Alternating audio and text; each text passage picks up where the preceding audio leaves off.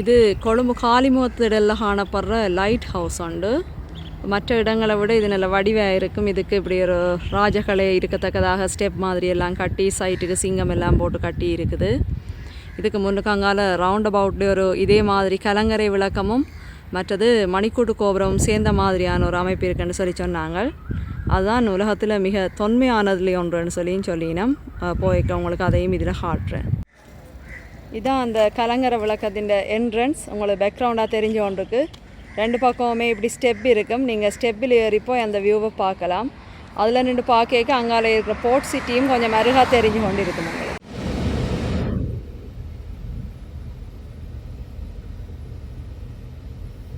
இது வோல்வேஸு கிட்ட உள்ள ஒரு டவர் ஒன்று தான், புத்தவிகார மாதிரியான அமைப்பு. இதுக்கு முந்தைய இந்த ஸ்டெப்பில் ஏறி போகலாம். ஸ்டெப்பில் ஏறி நின்று பார்த்தீங்கன்னு சொன்னால் இந்த வோல்வேஸின் சுற்றி வரை இருக்கிற பகுதி முழுக்கரையும் பார்க்கக்கூடியதாக இருக்குது. இங்கே பாருங்கள், அதுக்கு போகிறதுக்கான அந்த ஸ்டெப் இருக்குது டவர் மாதிரி.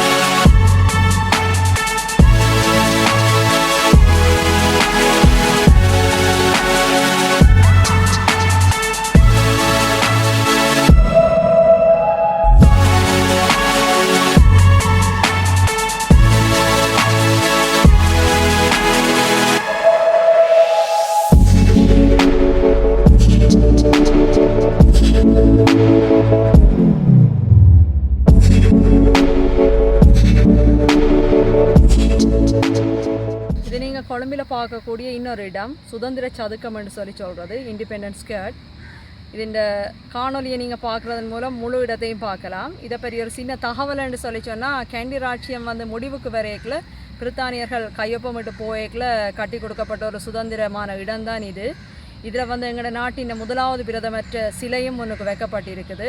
அது தவிர நாட்டின் விசேடமான நிகழ்வுகள் சுதந்திர தின கொண்டாட்டங்கள் வேறு சட்டங்கள் இயற்றப்படும் போதும் இந்த இடத்துல இயற்றன்னு சொல்லி விக்கியில் போட்டிருக்கிறாங்க. தெரியல, நீங்கள் இந்த இடத்த வர்ற நேரம் பார்க்கக்கூடியதாக இருக்குது.